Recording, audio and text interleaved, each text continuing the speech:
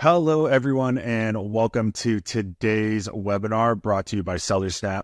We are thrilled to have you to join us as we dive into the ever-evolving world of e-commerce, specifically focusing on the nuances of sourcing products for online arbitrage in today's episode.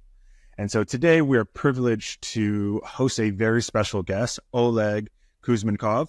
Oleg is not just an e-commerce and Amazon expert. He is a pioneering force in the industry with over 7 years of dedicated experience. He is the founder of Seller Assistant, a powerful product sourcing software designed to meet the diverse needs of Amazon sellers, including those involved in online arbitrage, wholesale dropshifting, and even those who work with virtual assistants.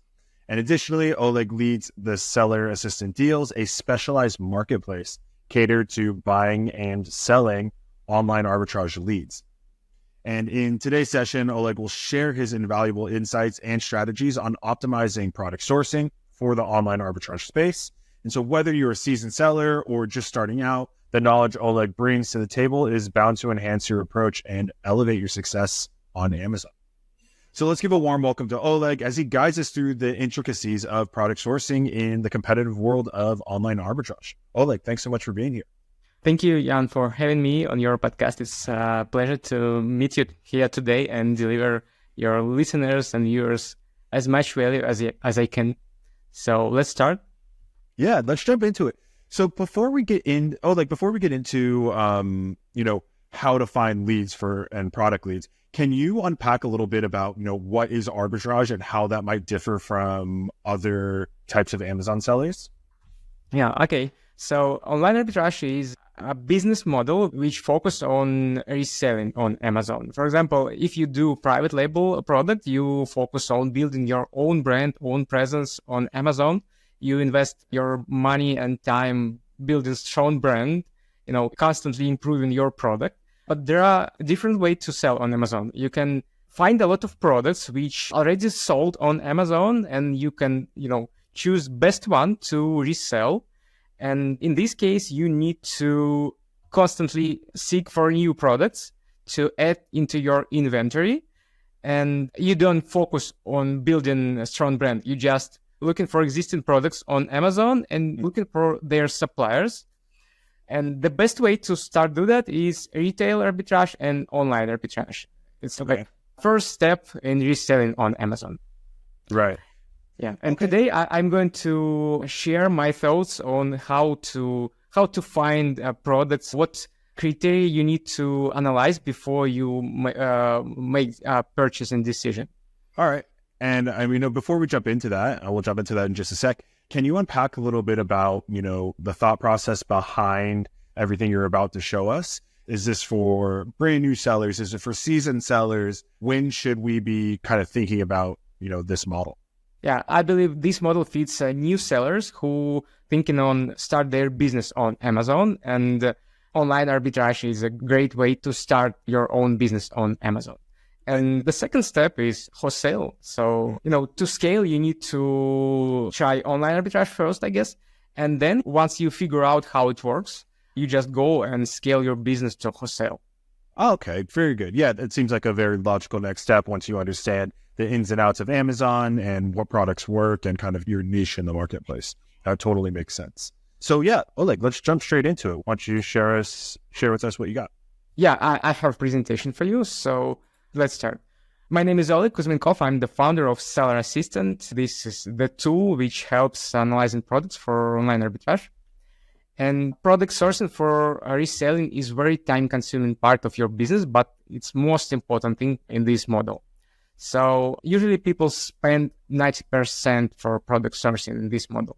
So, and the main question you need to answer, how to analyze products, which products fits your business model and which are not. And when you analyze products for online arbitrage, you need to answer 4 questions. Does it sell? And you need to figure out how many sales generate the product. Then you need to understand, can you sell it? And finally, can you sell it for profit? And what is the extra information you need to know about the product? What data is crucial for your profitability selling this product, right? And before you start looking for a product on Amazon, you need to configure your browser. And first, set proper zip code in your browser. Because if you selling outside United States, the Amazon probably show only the products that can be delivered in your location. And in this case, you need to set a zip code before you start analyzing, right? And if you open any product on Amazon, make sure that you read off the parameters in the link, because in these parameters can be set the filter which shows only one author, for example. For example, you open a product from someone's storefront, and you will see only the author from this particular seller. You will not understand the competition on the product. And then you need to figure out what products are good for reselling and what are not. In this slide, you can see that we have 5 products listed on Amazon, and first 3 of them is private label products. How you know that? Because the only one seller sell these products. Like in this extension shows you like these products sold by one FBA seller. This one as well. And is this your extension? Yeah, it's my extension, but this regular feature, you can use my extension, Seller Assistant, but you can also use any extension which show this information. So a lot of extensions show this information. But because I'm developer of Seller Assistant, I will show how it works on Seller Assistant. Sure. But it's up to you what software you are going to use, right? So last 2 products sold by many sellers. You can see, like, for example, this product sold by 7 plus FBA sellers. It means that you can be one of them, right? I mean, if 7 sellers or even 11 plus sellers found the supplier for this product, you can find the supplier as well and start selling this product on Amazon. Right. Because first 3 products are sold by private label sellers, and there are no way to buy this product on the market. So what's next? You need to avoid private label sellers. Once you open the product page, you need to check double check product for private label. For example, this product is sold by Anchor Direct seller, right? Mm-hmm. You can see the seller name here. And also the brand name is Anchor. You can see the Anchor logo on the product, and visit Anchor store button. So it means the brand name is Anchor and sold by Anchor Direct seller. So they are very similar, right? So usually private label sellers do that. Okay. And the next question, does it sell? To understand how many sales generate the product, you need to analyze best sellers rank and figure out what are the average sales of the product with this seller's rank. By the way, Amazon just started showing information on how many sellers products was sold last month, but this very useful information as well. But before this feature was released by Amazon, we used a special chart which shows the position of the product with this bestseller rank in the category. And usually we look for products from first percentile, right? The product should be in top 1 to generate enough sales to think about selling this product. Okay. Yeah. But Seller Assistant shows you information right on the dashboard, and you can get this information instantly, right? So what's next? You need to figure out, can you sell the product? And to do that, you go to Seller Central, click Add Product, and paste your ASIN into the input, right? Click Search, and there are 2 possible outcomes. First one, you will see information like you need approval to leave this product, and sell this product button is not available, right? In this case, you cannot sell the product. By the way, it's very important to know this information before you place the order to the supplier, right? Because if you buy a product to resell on Amazon, but you finally find like you cannot do that, you will have your inventory on hands and you will lose the money. Okay. Yeah. But in case you can sell the product, you will see, in case you're not restricted from selling the product, you will see the information like the product information and sell this product button active. You click this button, and then also two possible outcomes. First one, you just start filling up the form with price and etc. It means you can sell the product.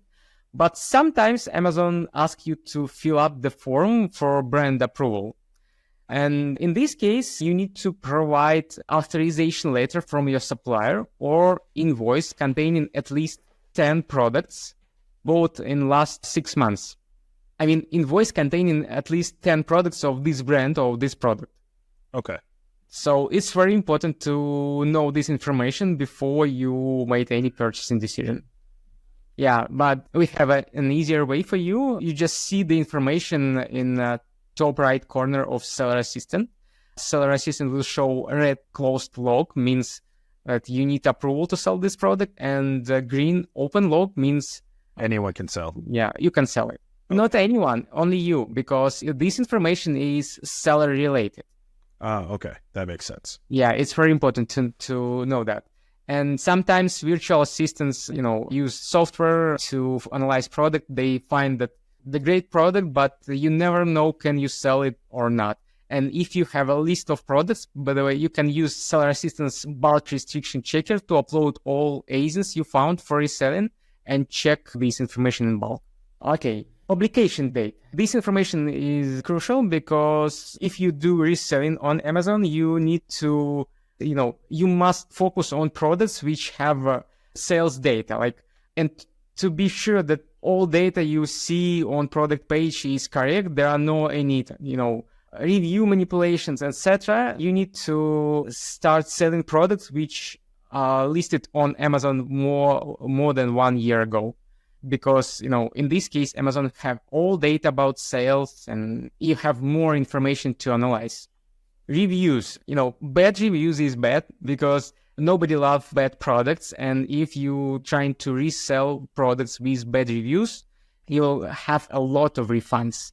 And, it's a common mistake that only private label sellers need to focus on, resell products with good reviews. Resellers as well must sell only, and, if you want to be a successful, you need to take into account reviews of the product. So bad reviews mean refunds and you will lose money on such products. So competition. If you think to start selling this product, you need to check who else does sell this product. And if you find that Amazon sells this product, it means it will be very difficult to compete with Amazon, right? In terms of pricing? In terms of pricing and buy box sharing. Usually Amazon don't want to share buy box with sellers. So if you see Amazon seller on the listing, you need to check, what is the share of buy box at Amazon, right? To do that, you can open the side panel on Amazon and see the list of sellers, or just use offer lists on Seller Assistant extension. And this list, you will see all the sellers who selling this product and buy box share. In this case, Amazon sell this product in 97%, Amazon have a buy box. They're dominating the buy box on this case. Yeah, they dominate buy box. So, but as you can see, some seller can sell this product, but most sales will be made by Amazon. So you decide, is it worth it or not? Okay. Also, you need to check the stability of the buy box price. Some products have buy box graph like this. It means the buy box price drop below 9, for example, then price goes up to 11.50, for example. And sometimes you open a product and see the higher possible price, right? You analyze your product, you see, okay, I can sell this product, I will have some profitability here, but next day price goes down and you cannot sell, on product for a lower price. So when you analyze the product, just take into account that price change. It can change constantly, and you need to, feel comfortable selling this product on any price from this range. And also on the graph number 2, you can see that the price spike. And before this spike, the price was very low, and now it traced for some reason. And sometimes it happens if big seller just went out of stock. And there are no guarantee that this seller does not come back, right? So if you fill up the FBA with this product, and finally you can stuck with your products if the big seller come back, right? Yeah. Or if you're using seller sap, that might explain the spikes. Yeah. So price wars. If you see the buy box price going down constantly, it's like price wars. Just avoid such products. Mm-hmm. Yeah. Someone use a repricer here, and this seller or sellers choose a harmful strategy for repricing. They just reprice product by send below buy box price, and it leads to killing the whole listing, and all sellers will lose money. Right. I believe you better know about price wars at SellerSnap, right? Most definitely. That's what we lean into on our end. Yeah. Is avoiding price wars. Absolutely. Yeah. Okay. Variations. Some products have variations, and you need to check if the variation follow Amazon rules. Mm-hmm. Some variation are built in the wrong way, and it can lead to disassemble of the variation, and also you can get some account health issues. The good variation is variation which differentiate the product by one parameter, for example, the package quantity or color or size, something like that. But some variation have, even different products in the variation family. Right. So in this case, it's better to avoid wrong assembled variations, and it's better for your account health. Okay. If you sell variation, it's hard to understand which variation sells better, because, every sales estimator estimate your products based on BSR, but BSR is related to parent ASIN. Right. And how to figure out which variation sells better. I offer you a trick. You just open variation viewer or just calculate the ratings count of your variations, each variation, and the product which have more ratings usually sells better. But it's better to calculate it for example, last 6 months window, because not all child in variation can be started in the same day. So I can see that can vary from past that 6-month window. Times of year change, seasonality changes, and consumer demand changes. So that's super interesting. Yeah. And by the way, BSR is related to the parent ASIN, but this feature, which shows how many products are sold by Amazon in last month, are related to the child. So it's made our decision-making process easier. Right. So I like this one. So what's next? Some products have extra, handling rules. For example, meltable products can be sold on Amazon only in the winter. Oversized products and hazmat products usually stored on different warehouses, and you need to take this information in account before you make any purchasing decision. Because if you start selling, meltable products in the summer, Amazon just dispose all your inventory because they do not accept the multiple products in summer. Right. Some products have intellectual property complaints, and you need to figure out somehow, is it safe for your account to sell such products or not? And there are a few ways. For example, you can analyze, keep a graph to see how number of sales are changing over time. On the graph here, you can see that at some point there was about 70 sellers, and in one day there's a drop off. Yeah, there was drop off, and sellers start selling again, and another drop off. So what is for that? I mean, so what happens here in this point? Any clues? If we're talking about IP complaints, maybe that complaint went through and Amazon removed the sellers from the listings. Yeah, it can be. Yeah. And you can analyze products using Keep a Graph, for example, and see the number of sellers and find such drop-offs. And also you can use Seller Assistant or AP Alert by Seller Assistant extension to get a list of all account health related to this product. At Seller Assistant, we have unique database which shows all the information about products, brands we collect from our sellers. We collect this information daily and anonymize it and show the history of product. Complaints history of the product, type of infringement, type of account health issues, and Amazon enforcement. So if you see something strange and complain on the product, you can just avoid problems related to your seller account. Okay.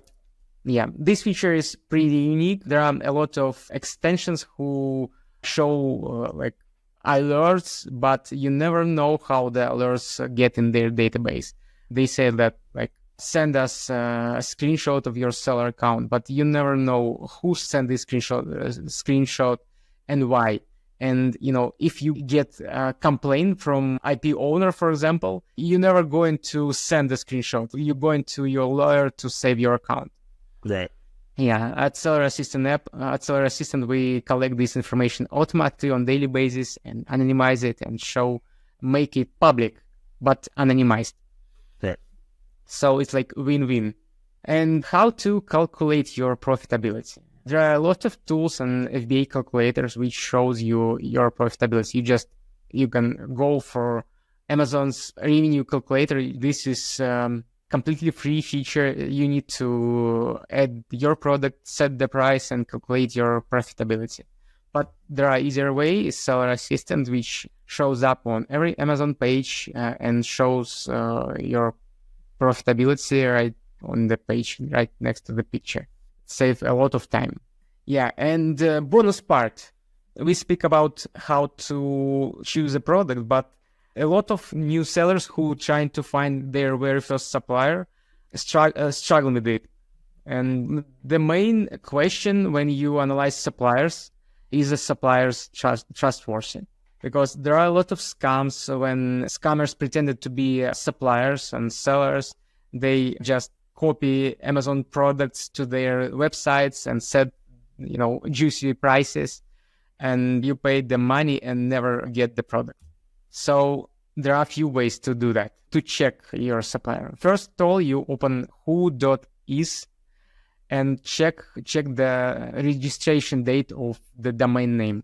And domain name must be registered more than 1 year ago, right?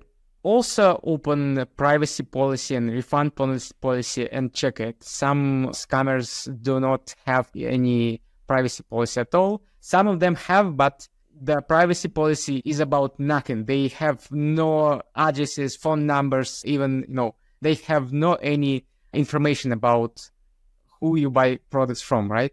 Right. The cart must working.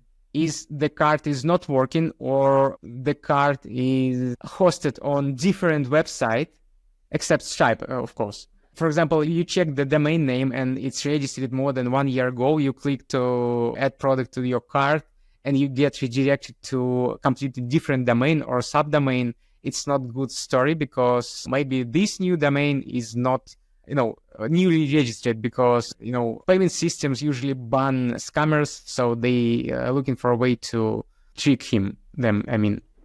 Right. And if you try to pay with card and get some errors, never try new card, never try PIN code again, because this is the way how they collect your card informations. Right. Yeah, it's better to pay via PayPal, but scammers don't love PayPal because they can't cheat them. Right. There are the protections in place. Yeah. And PayPal gives extra protection. Trustpilot. Trustpilot is the way you can check your supplier. And, the bad reviews on Trustpilot much better than if your supplier is absent on Trustpilot. If your supplier have a listing on Trustpilot, means that they invest in their reviews and invest in long presence on internet, right? But if you cannot find your supplier here, it means they not for long here internet. Scam Advisor. Scam Advisor have a scoring system which allows you to check websites. You just open scamadvisor.com and fill the form with a website name, and finally you can see the score, trust score. And for example, edistribution.com have a 100 score on Scam Advisor, right? But another supplier have only 1 of 100. So they have their own scoring system, which take into account a lot of information, such as reviews, such as date of registration, domain DMRAC, for example. I mean, they know if you send emails from that domains. If not, they take a lot of information into account. Right. Yeah. Social media loop. If you open a supplier website, just scroll down, for example, and find their footer with social media links. Click on any link and you open their social media page, right? You need to see a lot of subscribers, followers here, but it means nothing because any scammer can add such links, right? So what most important is to find a backlink from social media, which leads you to original website, right? You need to make a loop, like you click on social media, and from social media, you go back to the original website. If it works, the supplier is trustworthy. Okay. So it's just another check. Yeah. And this is an example of fake supplier. They have no footer. They have no any information about refund policy, etc. And social media links in the bottom are not clickable. That's it.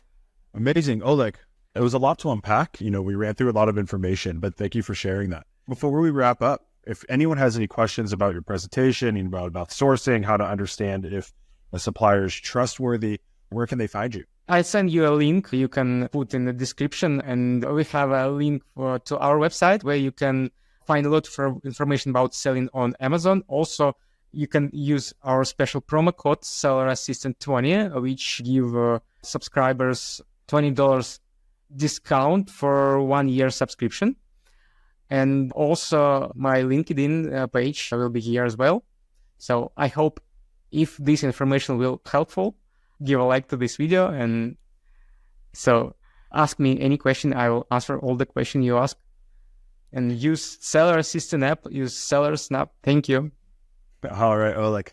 Thanks again for being here. And to our audience, anyone who made it this far, thank you so much for joining us on this webinar series brought to you by Seller Snap, where we bring companies from around the e-commerce space to teach us about how to become better Amazon and e-commerce sellers. And then until next time, happy repricing.